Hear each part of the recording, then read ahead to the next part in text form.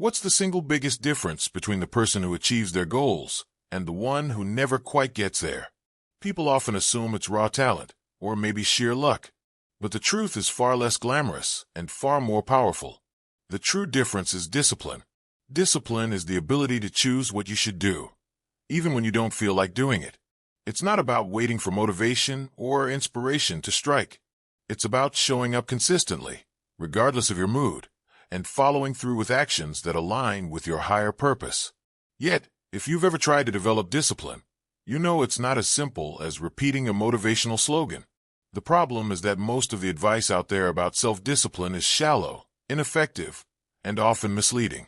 The internet is flooded with gurus who tell you that discipline is about willpower alone, about forcing yourself into uncomfortable routines, and about white-knuckling your way through every obstacle. This approach is unsustainable because it treats discipline as a constant battle with yourself. Eventually, sheer force of will wears thin, and people fall back into old patterns. Stoicism offers something radically different. The Stoic approach to discipline isn't about brute force or endless struggle. Instead, it teaches a form of extreme discipline that forges inner strength, conquers distraction, and transforms intention into relentless, steady action. This path doesn't drain you, it frees you. It teaches you freedom from impulse, freedom from weakness, and ultimately freedom to pursue the life you truly want. The Stoics remind us that every journey begins with a single step. The first step toward developing this kind of unshakable discipline is deciding who you want to become. In the modern world, we are constantly bombarded with choices. What career will you pursue? Where will you live? Who will you spend your time with? How much energy will you invest in friends, hobbies, or leisure? How much will you save versus how much you'll spend? Each of these questions reflects the reality that your time is limited. Unlike money, you cannot earn more of it. Unlike opportunities, you cannot replace it once it's gone. Every person has exactly 24 hours in a day. That time cannot be stretched, borrowed, or faked. The core challenge of discipline is not only about staying committed, but about deciding what deserves your commitment in the first place. In our fantasies, we imagine we have unlimited time and the capacity to do everything we want, pursue every career, nurture every relationship, and explore every interest. Reality forces us to confront the fact that we cannot do it all. We must choose. We must decide what matters most, then marshal our discipline to pursue those things relentlessly. That's why the first act of discipline is not waking up at 5 a.m. or following some productivity hack. It is disciplining your desires. It is narrowing your focus to what truly matters. Start with honesty. Sit down and create a short list of the most important goals for the next month. These should be the goals that, even if you did nothing else, would still move your life meaningfully forward. Write them down on paper. Commit them to words, because what is written becomes harder to ignore. Once you have that list, you have taken the first true step toward building extreme discipline. Now comes the paradoxical part. To accomplish more, you must start by doing less. Extreme discipline isn't about cramming more tasks into your already full schedule. It's about cutting away the unnecessary so that your energy flows into the essential. To get to the good parts, you must ruthlessly rip out the bad parts. The tool for this is a life audit. Take a hard, honest look at where your time, energy, and resources are going each day. Which activities actually contribute to your goals? Which activities drain you without giving anything back? Which habits quietly consume your life while leaving you stuck in place? Discipline begins with seeing reality clearly and making decisions accordingly. Let's examine some common pitfalls. One of the biggest culprits is late nights. Staying up excessively late may feel harmless in the moment, but it wrecks your sleep, your focus, and your energy for the next day. A disciplined life doesn't mean you never enjoy a late night, but it does mean you stop sabotaging yourself with endless scrolling or mindless entertainment when you know you need rest. Another trap is excessive hobbies. Enjoying hobbies is healthy and necessary, but when they consume hours of your limited time at the expense of your higher goals, they shift from recreation to escape. Similarly, overspending is another subtle drain. Every purchase costs not just money, but also the energy and time you spent earning that money. Ask yourself, are you buying something essential, or are you trying to soothe an emotional gap with material distractions? Once you've identified these leaks, the next step is action. Take out your calendar, whether digital or physical, and examine your week, day by day. Identify the non-essential time sucks and cut them ruthlessly.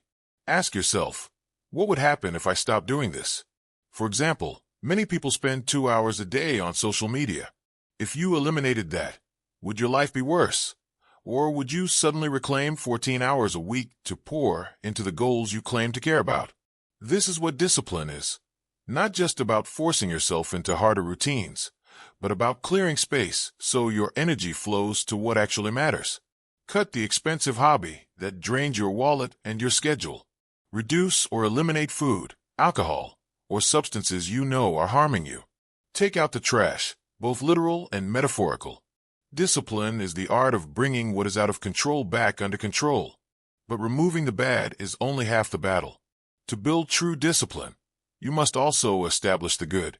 Think of this as a three-part motion. First, you clarified your goals. Second, you cut away bad habits.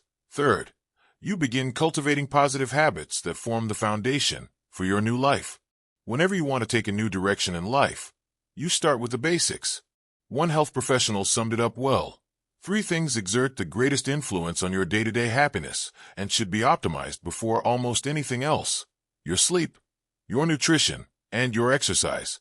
These big 3 are so powerful that nearly everything else pales in comparison. If you're not sleeping enough, not eating well, and not moving your body daily, no amount of productivity hacks will make up for it. So start there. Eat real, nourishing foods that fuel your body instead of depleting it. Get the sleep your body demands, even if that means sacrificing late-night entertainment. Build a daily exercise routine, even if it's modest at first. These are the foundation stones on which every other achievement rests. Without them, your discipline will always feel fragile. With them, you become stronger, more energetic, and more capable of following through on everything else. This stage may feel boring. Discipline often looks boring from the outside. It's not flashy. It's not about dramatic bursts of effort or inspiring social media posts. It's about doing what you know works, day after day, even when you don't feel like it. That's why Stoic discipline is so powerful. It teaches you to value results over feelings, consistency over bursts of enthusiasm. By narrowing your goals, cutting away distractions, and laying down the foundation of health, you set yourself on the path of transformation. The rest of your life, your relationships, hobbies, and recreation can fit into the time left over. But those things cannot come first. If you want a disciplined life, you must accept this hierarchy. The essentials come before the extras. And once this foundation is laid, you can begin the true work, transforming intention into relentless action. Because the final step in this first stage is learning to act not according to how you feel, but according to what you've decided matters. Feelings are fleeting. Action endures. Discipline is the bridge between intention and reality. And with Stoicism as your guide, you can learn to walk that bridge steadily toward the life you want.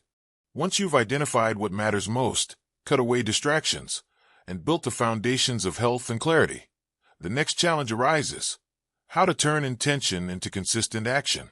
Many people know what they should do. They can list their goals and even explain the steps they ought to take. The problem isn't knowledge, it's execution. This is where most people falter. They wait for motivation, believing that action must flow from the right mood. They sit around, hoping for the spark that will finally push them to write the book, start the business, or go to the gym. But that spark rarely comes. Motivation is fickle, unreliable, and temporary. If you depend on it, you will always remain at the mercy of your feelings. The Stoics understood something different. They taught that you must act not because you feel like it, but because it is aligned with your reasoned choice, your higher judgment about what is right. Epictetus said that freedom is not achieved by satisfying every impulse, but by mastering them. True discipline is acting according to principle, not emotion. Think of your mind as a rider and your impulses as a wild horse. If the rider is weak, the horse runs wherever it pleases, toward laziness, distraction, or comfort. But if the rider is strong, The horse's power is directed, and its energy becomes useful. Discipline is strengthening the rider so that your impulses serve you instead of sabotaging you. One practical way to train this skill is to design systems rather than relying on feelings. Systems are routines, structures, and habits that guide your behavior automatically. For example, if you want to read more, set a rule that the first 20 minutes after waking are always dedicated to reading. If you want to exercise, schedule it into your calendar as firmly as a work meeting. The system removes the daily debate with yourself about whether or not to act. Another principle is starting small. People fail because they try to overhaul everything at once. They go from no exercise to 2 hours a day, from a messy diet to total restriction, from no reading to committing to a book a week. Inevitably, they burn out. The Stoics would advise moderation. Build small wins that compound. 10 minutes of exercise daily is infinitely better than a 2-hour workout once a month. Reading 5 pages a day leads to books finished, knowledge gained, wisdom accumulated. Discipline is not about extremes, but about consistency. To strengthen this consistency, you need what the Stoics called premeditatio malorum, premeditation of evils. This practice involves imagining obstacles before they occur. Suppose you decide you'll go to the gym every morning. Don't just picture the ideal version of yourself happily going. Imagine the reality. Waking up groggy, the temptation to hit snooze, the excuses that will arise. By anticipating them, you prepare your mind to respond with reason rather than giving in. Of course I don't feel like it. You'll think. I expected this, but my choice remains the same. In this way, you reframe struggle as normal. Most people interpret resistance as a sign they should stop. The Stoic sees resistance as confirmation that they are on the right path. Growth demands discomfort. If you're never resisting impulses, you're not practicing discipline at all. You're just following convenience. Another powerful tool is accountability. Share your goals with someone you trust, or even better, create public commitments. The Stoics lived in communities and held each other accountable for living according to virtue. Today, you can replicate this by joining groups, hiring a coach, or partnering with a friend. Accountability transforms discipline from a lonely battle into a shared journey. Still, no matter how much structure or support you create, setbacks will come. You will miss days. You will fail to follow through. Here again, the Stoics offer wisdom. Don't let one failure become an excuse for quitting. If you break your streak, start again immediately. Epictetus said, "No great thing is created suddenly. Progress is built over time, not in perfection." Extreme discipline doesn't mean you never fall. It means you rise quickly each time you do. At the heart of this is the ability to detach your self-worth from outcomes. Many give up because they tie their identity to results. If the scale doesn't move, they stop exercising. If the first business fails, they abandon entrepreneurship. If the book isn't perfect, they never publish. The Stoic approach is different. You are not your results. You are your efforts. The outcome is external, but effort is within your control. Focus on the process, and let the results follow in their own time. This shift is liberating. It means you can act boldly without fear of failure, because failure doesn't define you. Every attempt, successful or not, strengthens your discipline. Even when you stumble, you're still training the muscle of persistence. Let's bring this down to practical daily life. Begin each day with clarity. Before the world's noise enters, emails, notifications, obligations, sit with yourself and identify the 3 most important actions that align with your long-term goals. Write them down. These are your non-negotiables for the day. No matter what else happens, completing these 3 will move you forward. Then, as the day unfolds, practice presence. When you work, work fully. Don't drift between tabs, checking messages, then trying to refocus. Multitasking is an enemy of discipline because it scatters your energy. The Stoics practiced the art of single-minded focus, of being wholly absorbed in the task before them. When you eat, eat. When you read, read. When you work, work. This simple practice multiplies your productivity and strengthens your ability to resist distraction.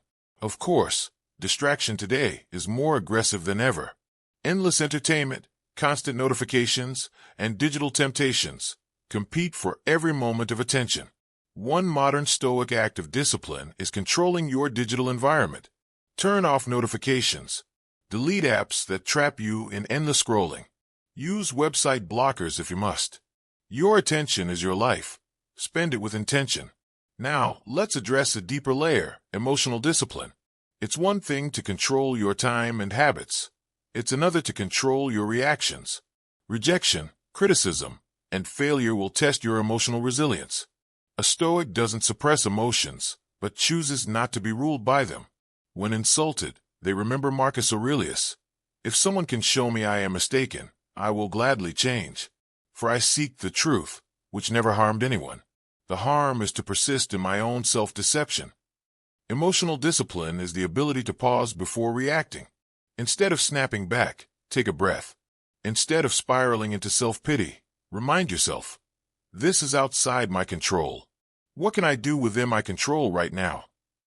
This simple shift prevents countless regrets and strengthens your inner calm. Combine all of this, systems, small consistent actions, premeditation of obstacles, accountability, presence, digital discipline, emotional mastery, and you begin to see what Stoics meant by extreme discipline. It is not punishment. It is not self-denial for its own sake. It is self-mastery. It is the freedom to live as you choose, unshaken by impulse, unbroken by setbacks, unstoppable in pursuit of your chosen path. By this point, discipline is no longer a struggle but a way of life. You no longer ask, do I feel like it? You simply act. Your actions align with your values, and your days align with your goals. You are no longer a prisoner of whims or laziness. You are becoming the kind of person who can trust themselves fully, because you do what you say you will do. And that is a rare and powerful thing in today's world. Most people cannot rely on themselves. They make promises they break, set goals they abandon, and live lives of quiet disappointment. To become disciplined is to become trustworthy in the most important relationship of all, the one you have with yourself. When you reach this stage, you realize discipline is not a burden. It is the ultimate form of self-respect. It is proof that you value your time, your energy, and your potential too much to waste them. And once you have this, almost nothing can stop you. Rejection has a sting unlike any other. It lingers, sometimes quietly, sometimes loudly, echoing in the back of your mind. Perhaps it was a relationship that didn't work out, a job you weren't chosen for, or a dream that slipped through your fingers. Whatever form it takes, rejection can make you question yourself at the deepest level. It whispers lies, that you're not good enough, not worthy, not capable. Left unchecked, these whispers become a narrative that traps people in cycles of self-doubt. But here is the truth the Stoics would remind us of. Rejection is not a verdict on your worth. It is simply information, a redirection, not a definition. The no you heard is not a judgment of your soul. It is a moment in time, shaped by factors both within and far beyond your control. Pain narrows the world. It makes you focus on the wound until that's all you can see. You replay the moment again and again, asking why, what you could have done differently, what it says about you. Yet the Stoics challenge us to widen our vision. Marcus Aurelius wrote that the impediment to action advances action. What stands in the way becomes the way. In other words, the obstacle isn't the end. It's the very material of growth. When you're rejected, you're handed a choice. You can let the rejection harden you, closing you off from future risks, or you can use it to forge resilience. The difference lies in how you interpret the experience. Consider this. Rejection is proof that you tried. You stepped forward when it would have been easier to stay safe. You exposed yourself to possibility, and with possibility always comes risk. The courage it takes to try is already a victory. While others sit on the sidelines, paralyzed by fear of failure, you moved. That action places you ahead, regardless of the outcome. But how do you turn that perspective into lived reality, especially when the pain feels sharp and immediate? The Stoics would begin with acceptance. Don't run from the hurt. Don't bury it under distractions. Acknowledge it honestly. This hurts. To pretend otherwise is to deceive yourself, and Stoicism is about aligning with truth. Yet acceptance does not mean wallowing. It means facing the pain, seeing it clearly, and then asking, what can I do with this? Here lies the alchemy of resilience, transforming pain into power. Pain is energy. Left unchanneled, it festers into bitterness. Directed, it becomes fuel. Channel the energy of rejection into self-mastery. Let the sting sharpen your focus. Let the disappointment drive your determination. Instead of asking, why me? Ask, what now? Practical steps help this transformation. Begin by separating the event from your identity. You were rejected because you are unworthy. You were rejected from a specific opportunity, by a specific person, in a specific moment. That is all. Your worth remains untouched. The Stoics constantly reminded themselves of this separation between what is within their control and what isn't.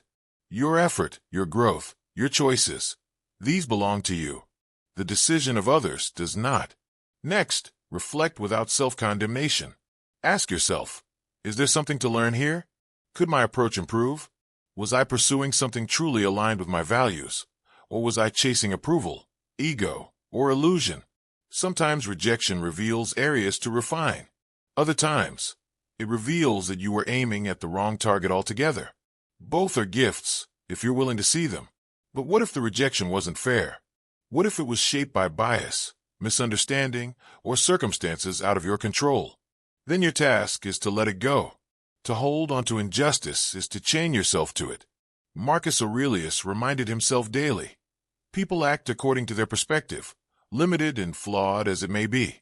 Their judgment does not define truth. This is where the practice of a more fatty love of fate becomes transformative. To love your fate means to embrace not only the successes, but also the setbacks as essential parts of your story. Imagine saying to yourself, I choose to love even this rejection because it is shaping me into someone stronger, wiser, more resilient. This is radical acceptance, not passive resignation, but active trust that life, in all its unpredictability, is still leading you forward. With this mindset, rejection becomes less of a wall and more of a turning point. It redirects you toward paths you might never have considered. Think of the countless people whose biggest breakthroughs came only after failure. Authors rejected dozens of times before their work became timeless classics. Entrepreneurs dismissed repeatedly before building businesses that changed industries. Leaders overlooked before rising to heights no one anticipated. Their rejections were not detours, they were the way. Another powerful reframe. Rejection reveals your capacity to risk. To be vulnerable is to be alive. When you're rejected, it proves you cared enough to try. Many protect themselves by never trying at all. They avoid pain but also forfeit growth. To risk rejection is to choose courage over comfort. And courage, exercised repeatedly, transforms into unshakable confidence. Still, none of this negates the sting in the moment. So give yourself grace. Allow space to grieve, to rest, to feel. Stoic strength is not about suppressing emotions, but about guiding them. Cry if you must. Write in your journal. Take time to heal. But set a limit. Decide consciously when you will rise again. Self-pity left unchecked becomes poison. Discipline your grief, just as you discipline your actions. When you rise, rise with purpose. Use the energy of rejection to fuel constructive action. Start the new project you've been putting off. Commit to learning a new skill. Deepen the relationships that remain. Rejection closes one door, but countless others stand waiting. The key is movement. Stagnation magnifies pain. Action transforms it. On a deeper level, rejection can teach you empathy. Having felt the sting yourself, you become more compassionate toward others. You know how heavy no can feel, so you offer encouragement, kindness, and patience more freely. Pain shared becomes connection. Your own rejection, when transformed, can make you a source of strength for those around you. And perhaps the greatest lesson of rejection is this. You are still here. You faced what you feared, and it did not destroy you. You are stronger than you imagined. Each time you endure rejection and continue forward, you loosen its hold. The fear diminishes because you know now that you can survive it. That knowledge is freedom. Ultimately, rejection is not the opposite of success. It is part of success. Every no is a step on the path toward the yes that belongs to you. When that yes comes, and it will not be by accident. It will be the culmination of every attempt, every failure, every rejection that forged your resilience.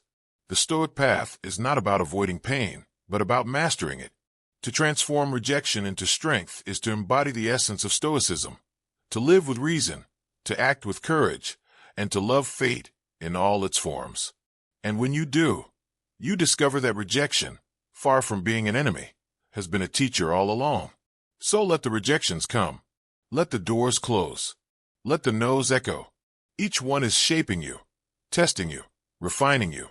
Each one is carving out the space within you for something greater. You need not fear them. With Stoic discipline, you can face rejection head-on, absorb its lessons, and walk forward with unshaken resolve.